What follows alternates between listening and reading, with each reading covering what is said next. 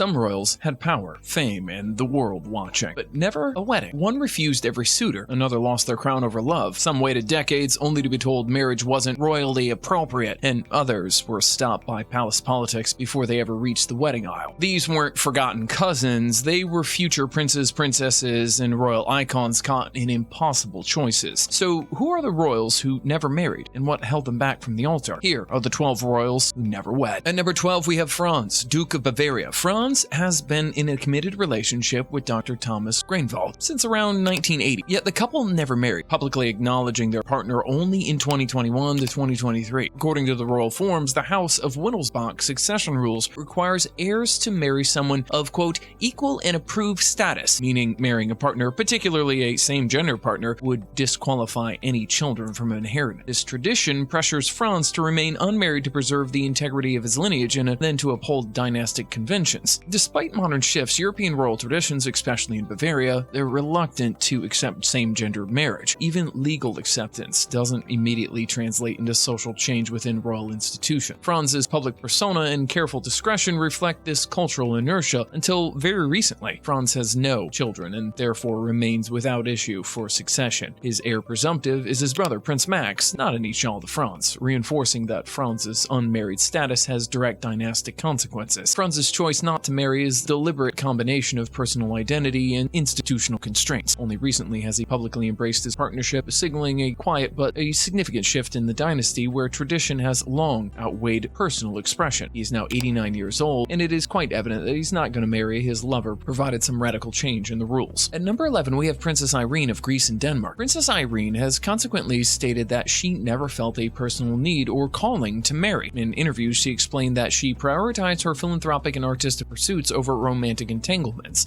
According to royal forms, she has never felt it necessary to marry because she chose to dedicate her life to charity and humanitarian work. Irene has been deeply invested in European spirituality, religious philosophies, and mysticism since her youth. She lived in India with her mother for many years and has even been linked to Hindu traditions, reportedly converting or deeply affiliating herself with Hinduism around the teachings. She has also followed Ramakrishna-related practices and spent considerable time at spiritual centers in Chennai. Although she admits to having experienced love, Princess Irene has chose to keep private any romantic relationships out of respect for all involved. As a princess of the Greek and Danish royal families, Irene was at one point considered a potential match for European royalty, but it didn't work out. For instance, Prince Michael of Orleans courted her, but the relationship ended when he later married in 1967. Additionally, it has been whispered that King Harald V of Norway originally hoped to marry her, but he chose Sanja instead. She is 83 years old and probably she will remain unmarried. Next, we have the King Norodom Sihanouk of Cambodia. Queen Mother Monieth has said her son, quote, only feels Buddhist, indicating his deep religious commitment and preference for monastic-like lifestyle. According to the Cambodian Daily, his father, the late King Sihanouk, remarked that his son loves women as his sisters and is, quote, afraid of women when he is in a serious relationship, deliberately portraying him as someone unsuited for romantic marriage. The king is known for being modest, introspective, and cultured, with no public record of romantic relation. He's been described as a lifelong bachelor focused on arts and spirituality rather than on personal companionship. Unlike many royal families, Cambodia operates under an elective monarchy. The royal council of the throne selects the king, not inheritancy by offspring. Thus, the son is under no dynastic pressure to produce children, an heir, or remove any obligations to marry. Prior to ascending to the throne, he was a ballet instructor and cultural diplomat in Prague and in Paris. Since becoming king in 2004, he's maintained a low-profile, art-centered reign and shunning extravagant royal duties or family life. He has purposely opted out for modest coronation ceremony, reflecting a value-based living rather than royal pomp. The 72-year-old royal remains unmarried by his own design, guided by spiritual devotion, personal temperament, and Cambodia's elective royal system. His parents' statements reinforce that marriage was never a personal priority or expectation for him. The next three, even more surprising, one gave up romance for a career, one still hasn't moved on, and one never even looked for love. At number 9, we have Princess Maha Chakri Sirinthoran of Thailand. Widely known as Princess Angel, Sirinthoran is celebrated for intellect, academic achievement, and dedication to education, earning top degrees in history, Sanskrit, and developmental education, and contributing translations and travel logs. She was devoted her life to teaching, research, and philanthropy. She lectures at the Royal Ministries Academy, leads rural development and cultural preservation efforts, and serves the Thai Red Cross and UNESCO, and promotes traditional music and language education. As the daughter of the king and sister of King Vajiralongkorn, Cernthorne has been groomed as a respected public figure.